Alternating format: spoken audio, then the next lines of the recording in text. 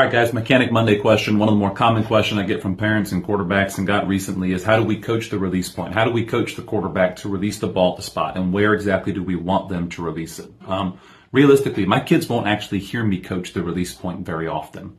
We don't want the arm coming directly over the shoulder. We don't want the arm outside arm. We want it in a comfortable slot between those two extremes.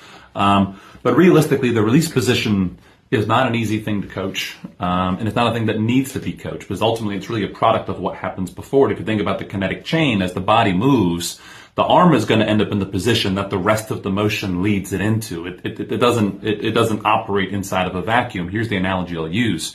If you imagine you were cracking a whip, and the very end of the whip, when it snaps, that's the release point. That end of the whip is not in control of where it goes. It's everything that happens before that point that determines where the whip ends up, right? So it's kind of the same thing in a throwing motion. As your body moves, as you step, as you turn your hips, as you bring the ball back, all those things, the backstroke as they call it, all those things determine where the arm ends up, right? Because that's really the end point of the sequence. So there's very few situations in which we do truly coach the release point, because it's largely a product of other stuff.